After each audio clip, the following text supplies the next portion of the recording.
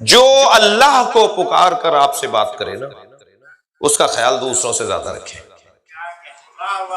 احادیث کی کتاب میں ایک پورا باب ہے، رب اشعث اغبر مدفوع بالابواب، جس کے بالوں میں خاک لگی ہوئی ہو، کپڑوں پر مٹی لگی ہوئی ہو اور دروازوں سے دھتکارا جا رہا ہو، تو تم اسے دھتکارنا نہیں اگر وہ اللہ کو پکار رہا ہو۔ اگر وہ اللہ کو پکار رہا ہو تو خبردار اسے دروازے سے تم نہیں دھتکارنا۔ جی ویسے آج کل مجھے تو فقیر مل نہیں رہے، آپ کو کوئی فقیر ملے تو مجھے ملوائیے گا۔ مانگنے والے کو فقیر نہیں کہتے۔ ہمارے یہاں فقیر نہیں ہے، ہمارے معاشرے میں جہاں آپ اور ہمارا پرانا تعلق ہے، جی جی وہ ہمارے یہاں فقیر نہیں ہے، ذلیل ہے۔ جو اپنے آپ کو ذلیل کر رہا ہو نا وہ فقیر نہیں۔ فقیر اللہ کا ولی ہوتا ہے بھائی۔ مجھے تو ڈھونڈنے سے کہیں کہیں کبھی ایک پچھلے دنوں ایک جگہ ملا مجھے فقیر، ایک سندھ کا ایک شہر ہے سانگھڑ، اس کے ساتھ ایک شہر ہے ٹنڈو آدم۔ میں سانگھڑ سے ٹنڈو آدم آ رہا تھا، رستے میں پھاٹک آتا ہے، ریلوے کراسنگ آتی ہے، ہماری گاڑی وہاں آہستہ ہوئی، اتفاق سے جو ہے وہ مجھے ایک اس پہ ریلوے کراسنگ کے اس پہ منڈیر پہ بیٹھا ہوا ایک فقیر نے مجھے دیکھا، مجھے اس حلیے میں دیکھا تو اس نے آواز لگائی یا علی مدد۔ تو فوراً میں نے اپنی گاڑی کا شیشہ اتارا، میں نے اس کو مولا علی مدد جواب دیا۔ تو کہنے لگے مولائی ہو تو کچھ دے دوں؟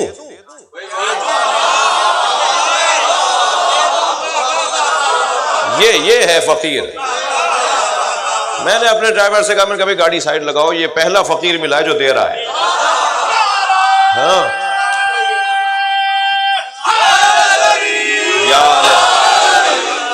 میں نے کہا بھائی دو، کہنے لگا بتاؤں زہد کسے کہتے ہیں؟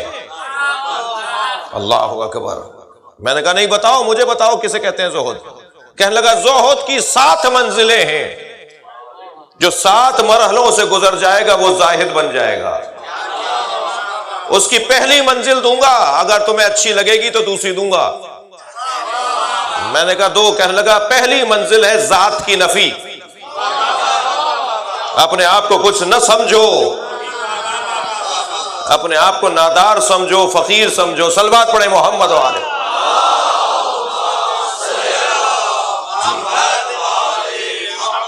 تو یہ فقیر اگر کبھی مل جائیں، یہ کون سا فقر ہے بھائی؟ یہ وہ فقر ہے جو نبی کا فخر ہے۔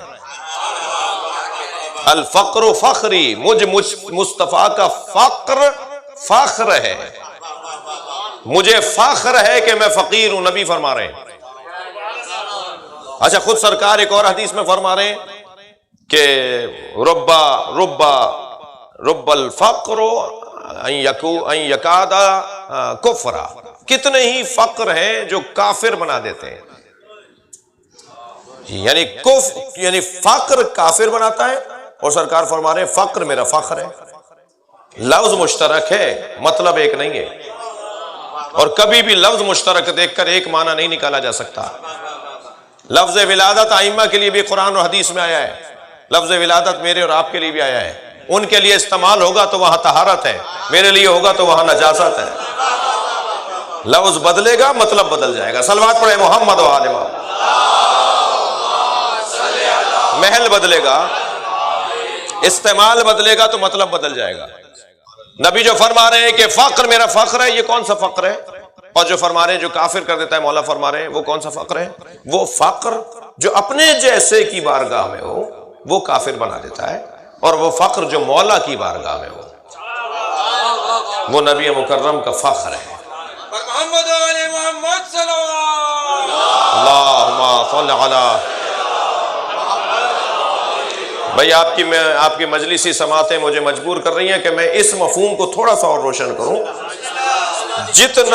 جتنا فقیروں کا احترام علی نے کیا ہے، جی علی کے احترام کی وجہ سے پھٹے ہوئے کپڑوں میں آئے ہوئے فقیر خود کو امیر سمجھتے تھے۔ کیا ساری دنیا کی دولت ایک طرف، علی کا ہاتھ ملانا ایک طرف، مولا علی کا پیار کرنا ایک طرف اور دنیا کا دھتکارنا ایک طرف۔ جی میرے مولا فقیروں کا بڑا خیال کرتے تھے۔ جب وہ بیٹھے نا چوتھی دورے حکومت میں اپنے ممبر پہ جا کے نبی کی جگہ پر جا کر، تو حضرت عمار مولا علی کے کہہ لیجیے معاون خاص تھے دور خلافت امیر المومنین میں، حضرت مالک اشتر بھی تھے اور شخصیات بھی تھیں رضوان اللہ تعالی علیہم اجمعین، کہ حضرت عمار فرماتے ہیں کہ ہم نے دیکھا کہ مسجد نبوی میں ایک ایسی شخصیت داخل ہوئی جسے سوائے علی کے کوئی نہیں پہچان رہا۔ اچھا مسائل بھی تھے، تو حضرت عمار نے اپنے دوسرے صحابہ سے پوچھا یہ کون ہے، مگر مولا نے جیسے ہی انہیں آتے دیکھا اپنی جگہ سے کھڑے ہو گئے۔ بیعت کا سلسلہ جاری تھا، خطبہ حضرت کا ہو چکا تھا، اور حضرت چند قدم آگے بڑھے، ان کا استقبال کیا، اپنے ساتھ بٹھایا، کچھ دیر دونوں رازدارانہ گفتگو کرتے رہے، اور پھر جب وہ رخصت ہوئے تو مولا دروازے تک چھوڑنے گئے۔ اب عمار اور مالک اشتر جیسی ہستیوں کو یہ سوال کہ یہ کون ہے کہ جس کے لیے علی اتنا اہتمام کر رہے ہیں، پوچھا یا علی یہ کون تھے؟ حضرت نے فرمایا عمار تم نے نہیں پہچانا، یہ اللہ کے نبی خضر تھے۔ 4 نبی زندہ ہیں نا بھی، ان میں حضرت خضر بھی زندہ ہے، کیا یہ اللہ کے نبی خضر تھے؟ مجھے مبارکباد دینے آئے تھے۔ جی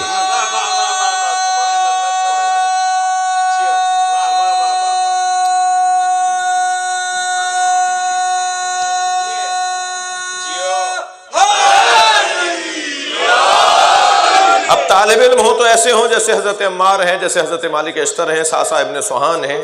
آگے بڑھ کر پوچھا حضرت عمار نے کہ یا علی گفتگو کیا ہو رہی تھی؟ فرمایا عمار تم رازدار ہو تو میں بتا دیتا ہوں۔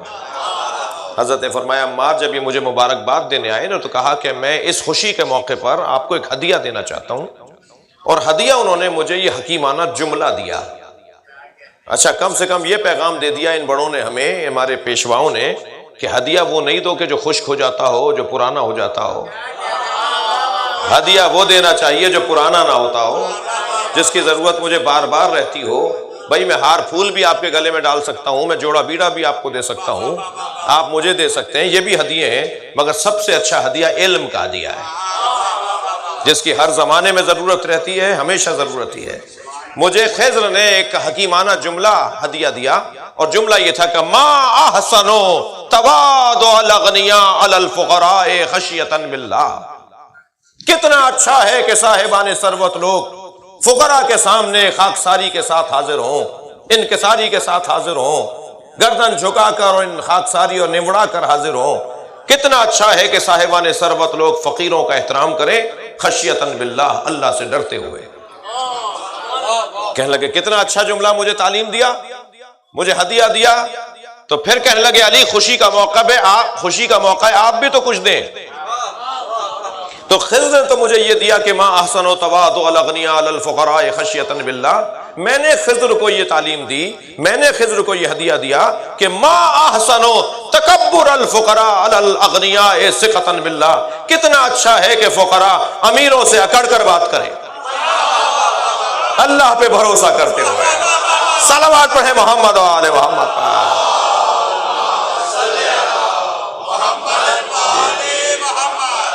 علی نے فقیروں کو حوصلہ دیا، خبردار کسی سے اس بنیاد پہ نہیں دبنا، نہیں ڈرنا کہ اس کے پاس پیسہ بہت ہے۔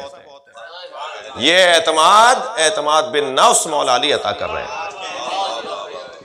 ویسے بھی عزیزان گرامی، آپ میں سے کوئی مجھ سے خفا نہ ہو، یہاں تو آپ ماشاءاللہ بہت فعال ہیں، ایکٹیو ہیں، مگر ہمارے وطنوں میں جس کے پاس پیسہ زیادہ آ جاتا ہے وہ پورا جلوس نہیں کرتا، جس کے پاس پیسہ زیادہ ہوتا ہے وہ حلقے میں لگ کے ماتم نہیں کرتا، جس کے پاس پیسہ زیادہ ہوتا ہے وہ نماز جماعت میں شریک نہیں ہوتا، اور بہانہ یہ کرتا ہے کہ ٹائم نہیں ہے، اور جیسے ہی پیسہ کم ہونا شروع ہو جاتا ہے تو اس کے پاس ٹائم آنا شروع ہو جاتا ہے، وہ جماعت میں بھی آتا ہے، وہ مولا عباس کے علم کو بھی خود سجاتا ہے پھر، اور جیسے ہی مولا اسے نواز دیتے ہیں تو پھر مولا کا علم بھی یاد نہیں رہتا۔ تو یہ علمیہ تو ہے، آپ اس کو مانیں یا نہ مانیں۔ اور وہ جو جلوس آخر تک لے کے جاتے ہیں نا، نشتر پارک سے میں کراچی کی بات کر رہا ہوں، ایرانیان تک، وہ زیادہ تر متوسط یا غریب طبقہ ہوتا ہے، اور غریبوں کی اگر حوصلہ افزائی نہیں ہوگی تو عزاداری آگے بڑھے گی نہیں۔ صلوات پڑھ لیں ذرا محمد و آل محمد پر۔ اس سے بہتر صلوات ممکن ہے تو دیا کریں، اللہ۔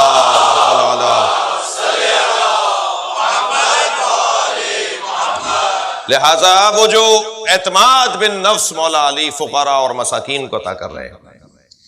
ربا اشعث اغبرا مدفون بالابواب، ایسے افراد کو کہ جنہیں دھتکارا جا رہا ہو مگر وہ اللہ کو یاد کر رہے ہوں، انہیں تم نہیں دھتکارنا، ان کا خیال رکھنا۔ یہ ائمہ، یہ اہل بیت، یہ نبی مکرم کی تعلیمات کا ایک باب ہے۔ ایک فقیر، ایک ایسا ہی فقیر جیسا دھتکارا جا رہا تھا، وہ نکلا ایک دکان کے آگے سے گزرا، حلوائی کی دکان کے آگے سے، جی تو حلوائی نے آواز لگا کے کہا کہ دودھ پیو گے؟ تھوڑی دیر سوچتا رہا، کہنے لگا پلا دو۔ ایک پیالہ بھر کے اس نے دودھ پلا دیا۔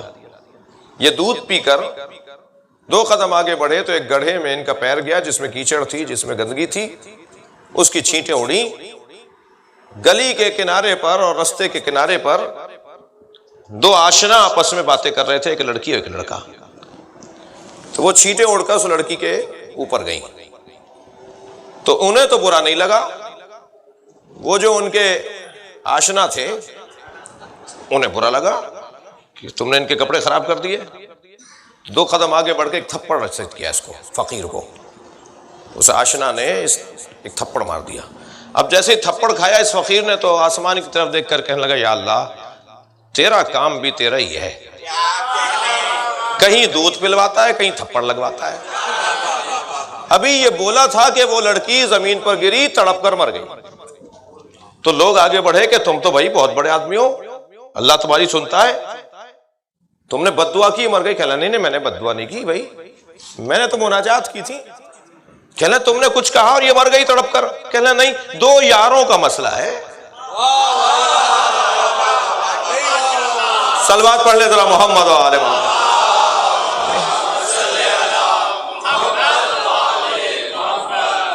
میں اپنے یار سے بات کر رہا تھا، ایک اور صلوات پڑھے محمد و آل محمد۔